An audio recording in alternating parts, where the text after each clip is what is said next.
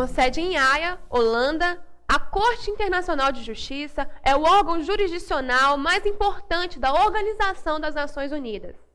Foi criada em 1945, logo após o fim da Segunda Guerra Mundial, estabelecida pelo artigo 7º da Carta das Nações Unidas. Possui como tribunal antecedente o Tribunal Permanente de Justiça Internacional, criado em 1920 pela Liga das Nações.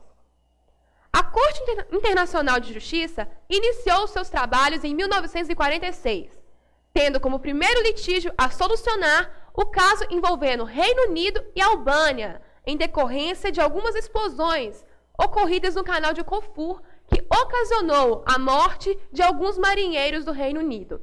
Em decisão, a Corte Internacional de Justiça decidiu como responsável a Albânia por todas as explosões, condenando-a a pagar indenização ao Reino Unido.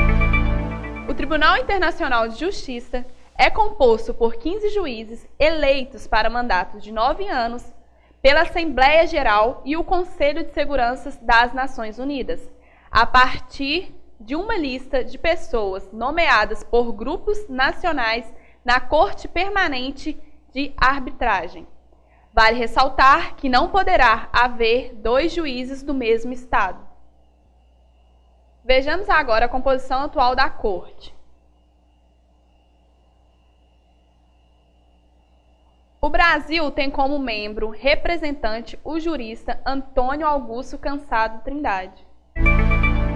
Em relação à competência da Corte, vale ressaltar que cabe tão somente ao Estado ser parte em questões perante a Corte, submetendo a mesma aos seus litígios. Dentre essas competências, podemos destacar 4 delas como as principais. A primeira é a razão da pessoa.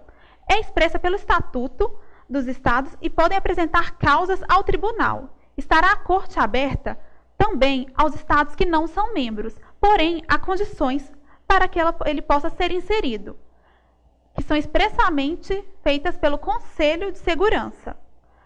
Pessoas privadas. O fato das pessoas privadas serem excluídas não quer dizer que os litígios não respeitem aos particulares. Muito pelo contrário.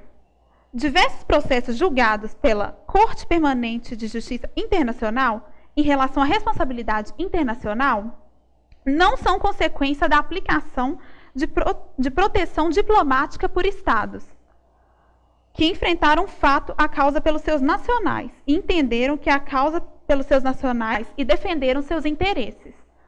Razões materiais. São todos os litígios internacionais, não importando a matéria. Porém, é necessário o consentimento das partes. Organizações especializadas da ONU. Quanto às organizações especializadas da ONU, é proibido que essas apareçam como julgadoras e acusadoras da Corte Nacional Jurídica. Entretanto, isso possibilita a elas que elas apareçam como colaboradoras da Corte.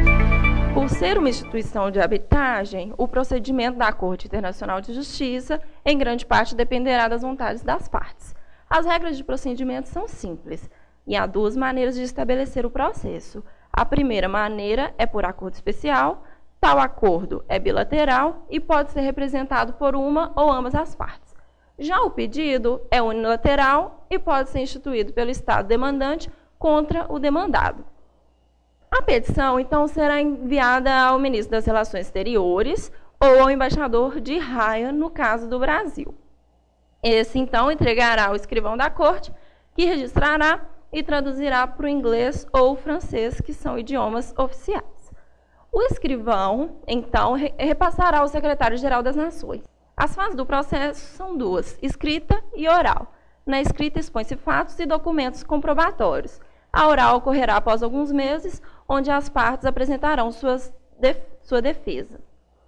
O processo, então, pode se encerrar por dois fatos, por decisão do juiz ou por desistência do Estado demandante com o consentimento do Estado demandado. Podemos concluir, então, que, além do órgão mais importante, a Corte Internacional de Justiça tornou-se também um símbolo de justiça no âmbito internacional.